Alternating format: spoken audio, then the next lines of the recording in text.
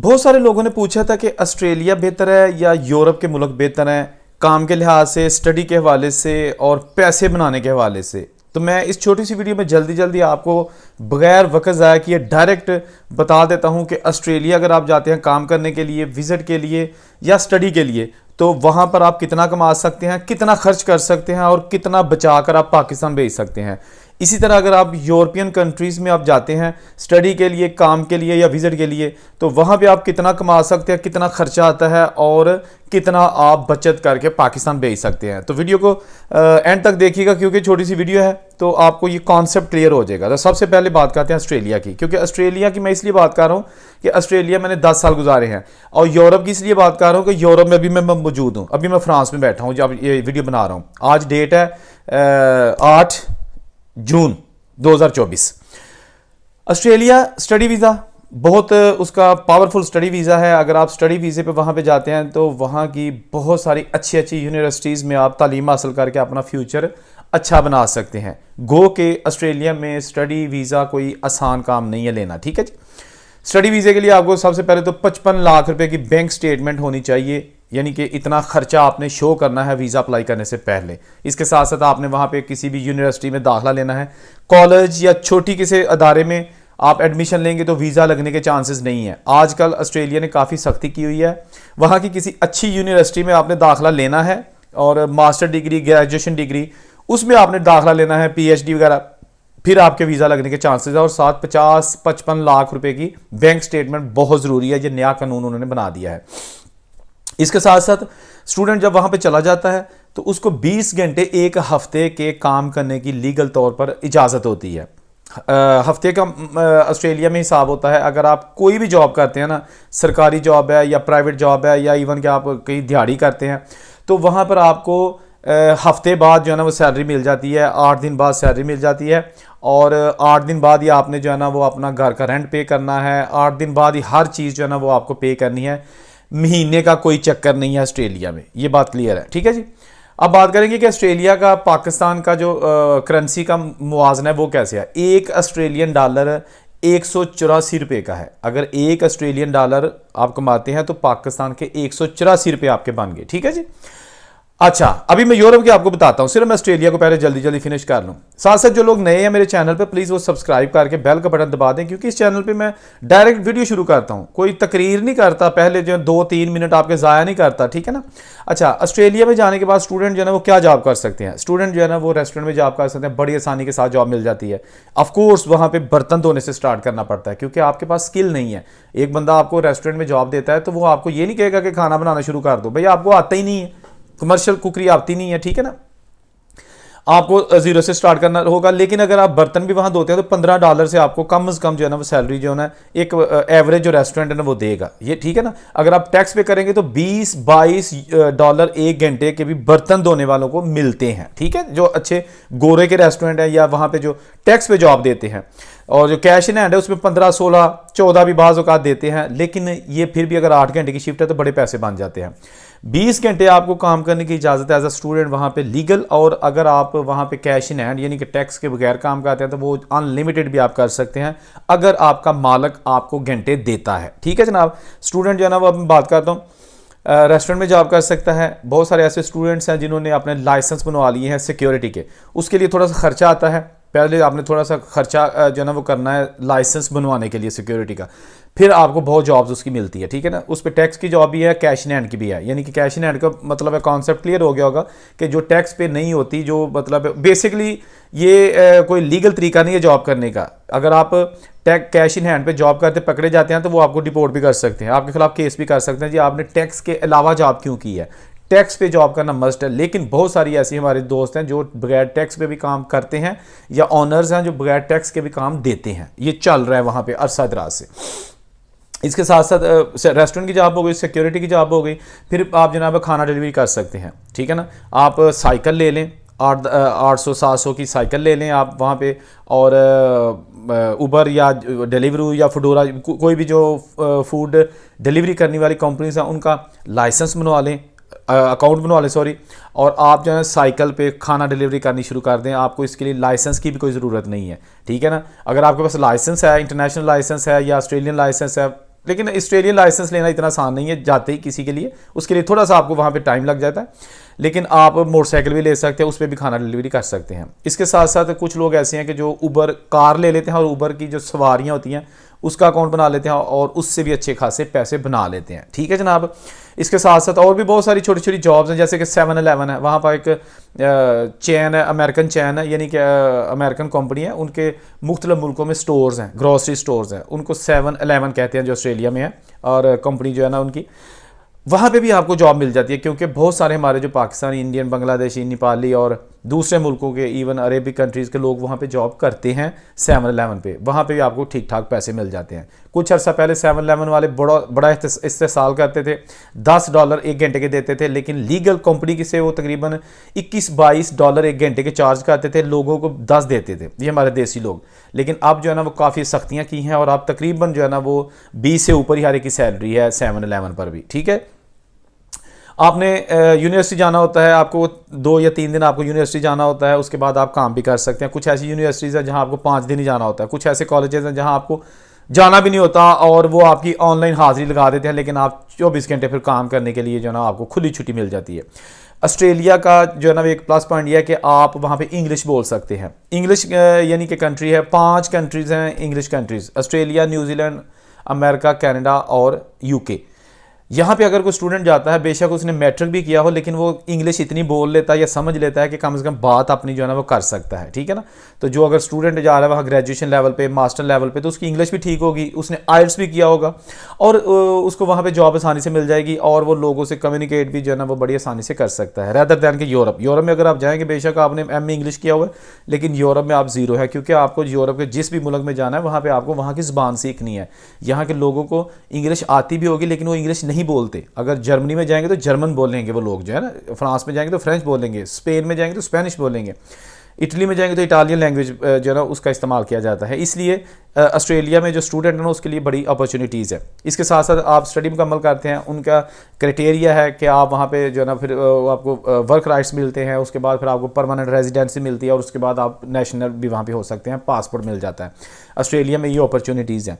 अच्छा, खर्चे की बात करें ऑस्ट्रेलिया में, तो ऑस्ट्रेलिया में जो शेयरिंग में लोग रहते हैं ना, मतलब एक कमरे में 2 लोग रहते हैं, एक घर ले लेते हैं, 4 बेडरूम का घर होता है, उसमें एक कमरे में 2 लड़के रहते हैं, तो उनका तकरीबन एवरेज जो है ना $150 एक हफ्ते का खर्चा होता है। ठीक है जी, एक हफ्ते का, किसी का 140 है, किसी का 120 है, लेकिन एवरेज बता रहा हूँ, शेयरिंग में $150 एक हफ्ते का आपको देना होता है। उसमें आप जो, क्योंकि मैं हफ्ते की इसलिए बात कर रहा हूँ कि वहाँ पे हफ्ते का ही हिसाब है, उसमें एक हफ्ते में आप जो है ना वो कम से कम 100 खा भी लेते हो। ठीक है ना भाई, खाना भी तो है ना। सिगरेट की मैं बात नहीं कर रहा, कुछ लोग सिगरेट पीते हैं और याशी करते हैं, वो नहीं, वो जो चीज़ें मैं बता रहा हूँ सिर्फ जो खाने पीने के लिए इस्तेमाल होती हैं, या आपका किराया होता है, मेट्रो है वहाँ पर, सिडनी ट्रेन्स हैं वो चलती हैं, उसका आपने कार्ड बनवाना होता है, वीकली बनवा लें, मंथली बनवा लें, वो भी लोग बनवाते हैं। ठीक है ना। बगैर टिकट सफ़र ना किया करें, क्योंकि आप 6 दिन बगैर टिकट सफ़र कर लेंगे, 7वें दिन पकड़े जाएंगे तो मेरा ख्याल वो इतना जुर्माना करेंगे कि आपके 2-3 महीनों का जो ना वो बचत सारी निकल जाएगी। ठीक है ना। एनीवेज, तो खर्चा भी वहाँ पे होता है। ठीक है ना। जैसा आप डॉलर्स कमाएंगे, डॉलर्स ही आपने पे करने हैं।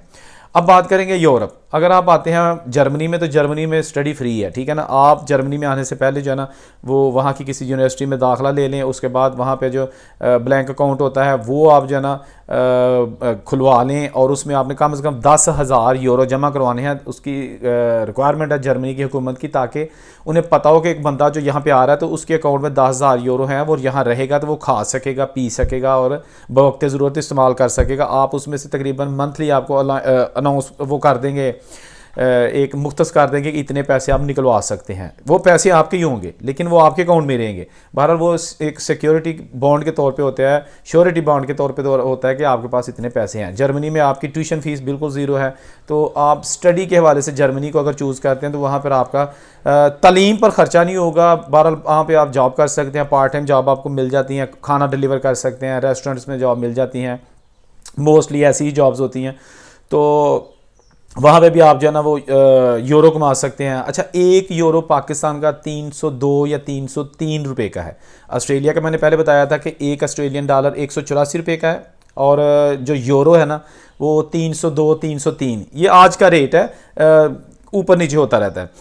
तो इसी तरह अगर फ्रांस या बेल्जियम, नॉर्वे, नेदरलैंड जहाँ भी आप स्टडी वीज़े पे जाते हैं तो आपको वहाँ पर काम करने की इजाज़त होती है। एक लिमिट तक आप काम कर सकते हैं, पैसे कमा सकते हैं, ठीक है ना, अपना खर्चा चला सकते हैं। इसके साथ साथ अगर आप विज़िट पे आते हैं तो आपको काम करने की इजाज़त नहीं होगी। खा आप ऑस्ट्रेलिया में विज़िट वीज़े पे जाएँ या आप यूरोप में जाएँ, काम करने की इजाज़त नहीं होती, ठीक है ना।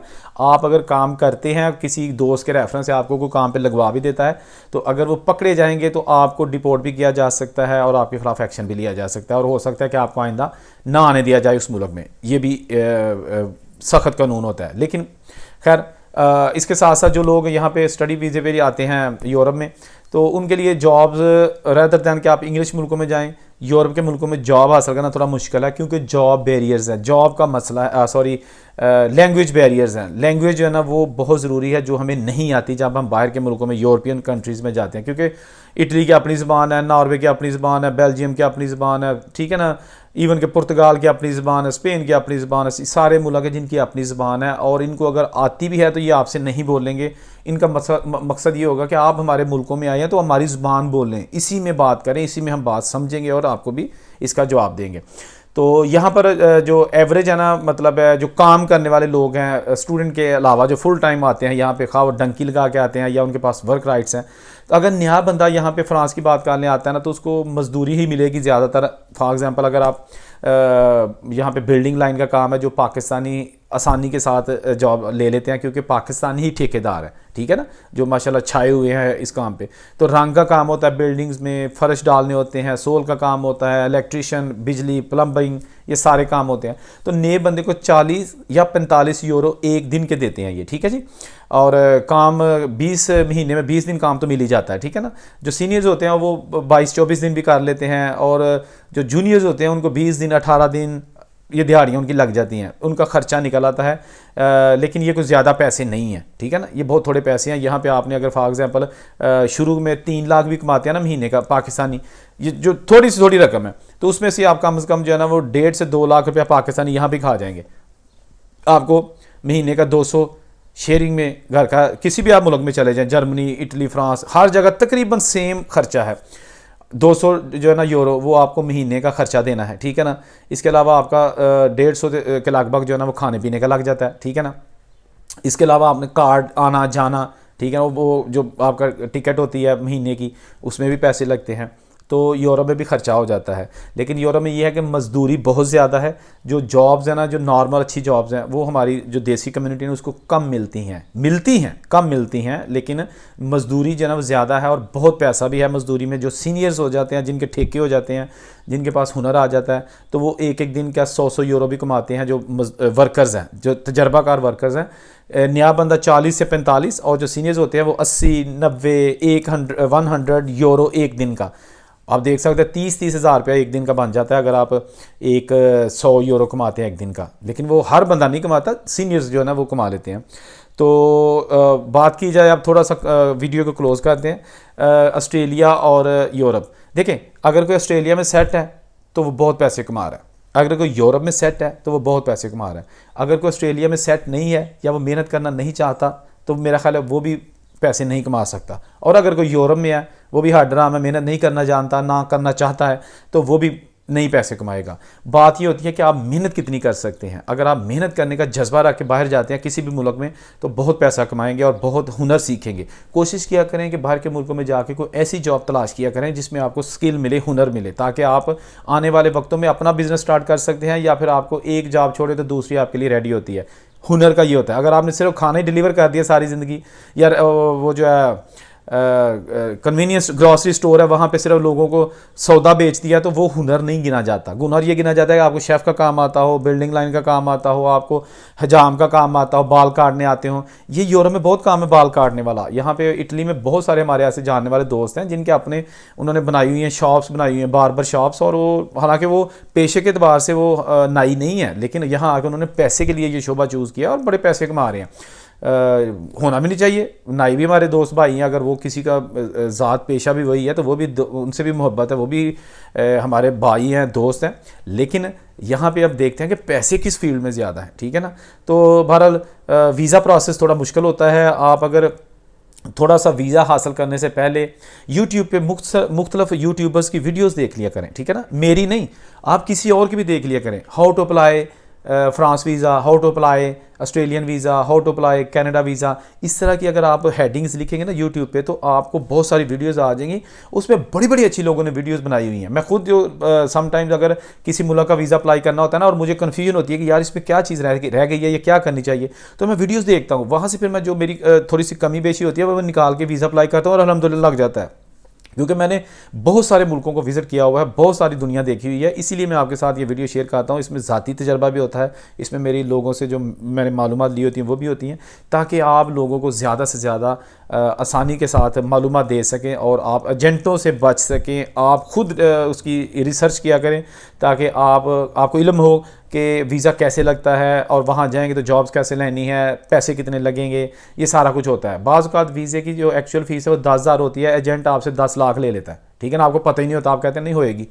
ऐसा नहीं है, आप रिसर्च लाजमी किया करें। देखिए आप अगर बचपन से कहते हैं नहीं मैं बाहर ही जाना है, बाहर ही जाना है, वो भाई साथ रिसर्च भी करें। सिर्फ रट नहीं है कि मैंने बाहर जाना है, आपको पता ही ना हो कि किस मुल्क में जाना है, वहाँ पहुँचना कैसे है, वहाँ जाके करना क्या है, इससे कोई गरज नहीं होती। वो बस कहते हैं जी बाहर को सामने ला जाए, चुक के ला जाए, रातों रात ला जाए। आप पहले ना किसी भी मुल्क में अगर जाना है तो उसकी रिसर्च कर लिया करें, ठीक है। ये थी छोटी सी वीडियो, कमेंट करके बताइएगा वीडियो कैसी लगी। मज़ीद वीडियोज़ के लिए देखते रहिए मेरा चैनल। अल्लाह हाफिज़।